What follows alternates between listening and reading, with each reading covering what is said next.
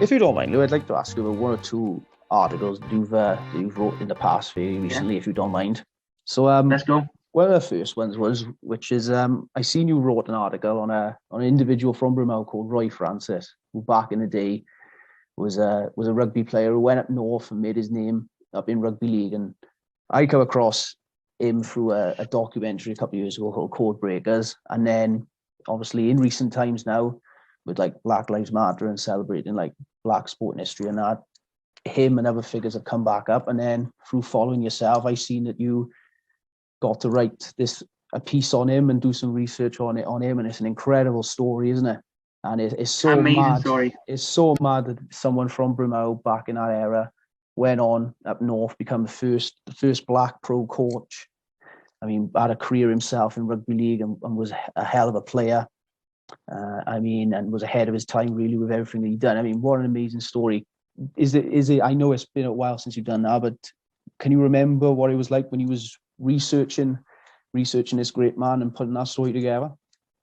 Do you know what? I spoke earlier, I said about those stories that just fall in your lap. Yeah. This was one of those. I actually got contacted by, I got a handwritten letter posted through the door. I think it was someone, a former committee member or a fan of Brunel RFC, and they wrote me this letter telling me about Roy and telling me about his history in the sport, which is what led me to watch the same documentary as you did, the Code Breakers documentary, and really try and research him. A lot of the sort of stuff had been given to me in that letter, to be fair. So it was a difficult story because, when you talk about Roy, I think he was, growing up in Brunel in the 1920s, early 1920s. So a lot of the people who sort of knew him and who would have pinned him with Brunel are just not alive anymore. So it was difficult to find people who remembered him and find people who knew a lot about him. But luckily, I spoke to Brunel RFC and they put me in touch with, and I'm terrible with names, but a guy called Ian from Glenavon who is a bit of a rugby league fanatic, and he had a lot of information and a lot of books about Roy, and he put me in touch with a lot of detail about that, which obviously allowed me to get some of the story done and find out a bit about Roy's history. I think he was a sergeant in the army in World War II. Yes, he was, yeah. He played for Brunel RFC. Yeah. I think he played for Brunel when he was a teenager. I think he was so good after 3 or 4 games on the wing for Brunel. I think he had a couple of tries and he was picked up very, very early to go up to Wigan.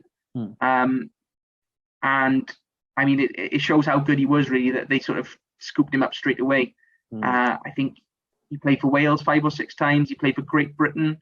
I know one of the stories I put in that article about Roy was that he actually got picked for Great Britain, went out to Australia, and Australia at the time had a colour bar, so he wasn't allowed to play for Great Britain on that tour, so he had to come home. And he didn't make his debut for Great Britain until the next year when he played against New Zealand.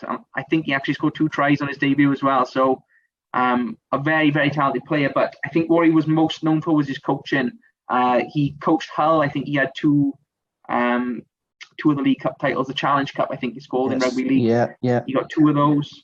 And like you said, like you mentioned yourself, he was known as being a guy who was really forward thinking coaching at that time. I know one of the experts that I quoted from a book was saying that, in terms of Welsh sport, he should be regarded alongside the great coaches, the Carwyn Jameses, people like that. So, I mean, from me, all secondhand information, of course, is not stuff that I really can comment on, but listening to what they said about this guy, I mean, he was some player and some coach. And I mean, as you rightfully said, to have a guy like that from Brunel, I think he was born in Cardiff, but from what I was told, he always considered Brunel his home. And yeah, to have a guy like that is just absolutely amazing, really. I definitely think there should be some kind of commemoration to him in the town. I don't know if there's anything that could be done by the council or the club or something, but to have a guy like that, come from your hometown, is definitely something worth remembering, because, as you said, he was the first black professional coach in the UK in any sport, which in itself is a huge achievement. But to be so good, winning, leagues, and I think he even went over to Australia and coached for a couple of years for North Sydney as well. Hotbed of rugby league now, which is just like someone going to New Zealand in rugby union and cracking it. So it is amazing, isn't it? I mean, So I mean, yeah, I think there definitely should be something in the town to remember Roy, because mm, it's an incredible story, to be honest, and it's something mm. that people of Bramall can be very proud of, I think, now. I think more people need to be made aware of it, because there's a lot of people who are Yeah, astute with the rugby history in Blaine and Gwent, and probably would be hearing about Roy's story for the first time and would probably be mind blowing that this actually existed. It is yeah. crazy, isn't it? I think there's just a lack of knowledge, Rob. If you Mm, think, the South Wales Valleys, it's all rugby union, isn't it? mm, So, when you talk about rugby league, yeah, I guess at Roy's time, there wouldn't have been a huge mm, amount of interest, I wouldn't have imagined.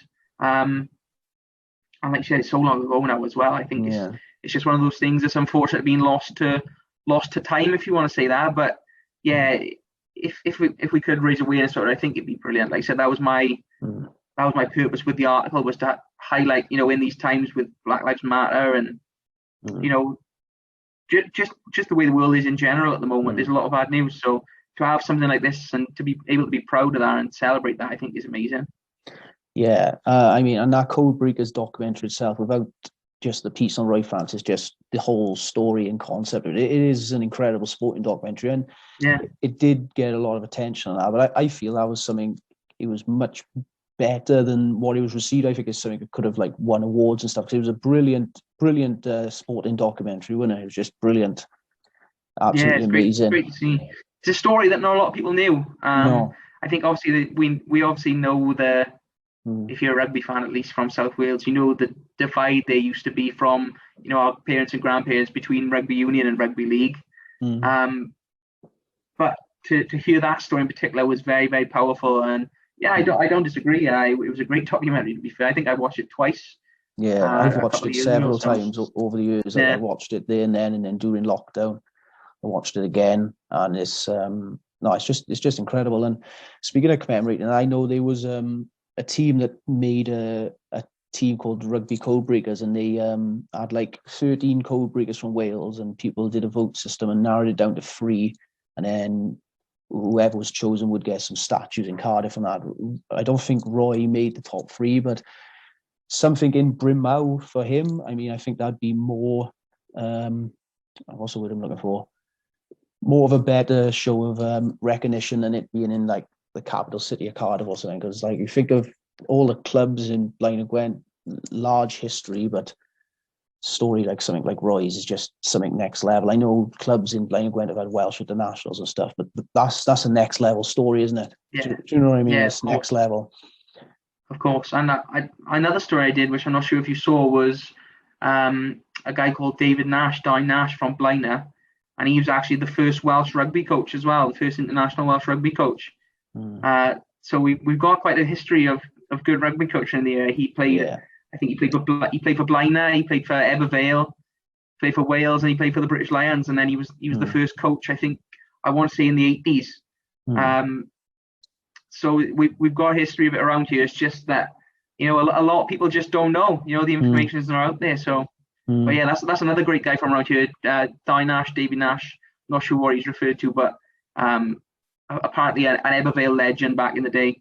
As I said, Welsh international, British Lions. So yeah, Mm. there's a lot of good rugby union and rugby league players from these valleys. Yeah, definitely. And I did want to touch on that as well, because like I do plan in the new year, one of my aims with the podcast is to do some stuff on some rugby league history. And then when I come across Roy Francis and being from Brimau, I was just double intrigued. And when you first heard about it, you must have been a bit mind blown yourself. Like, really, wow, this is Couldn't believe I hadn't heard it. yeah.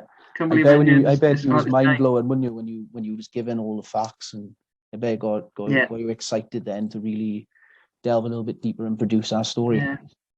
Yeah, but I just couldn't wait to tell people. I just couldn't wait Mm, to report it and get that mm, news out there that we've got mm, this guy from our area. So mm. yeah, like I said, you hope for things like that to come, and it's always nice when they do. And touching on articles from more recent times,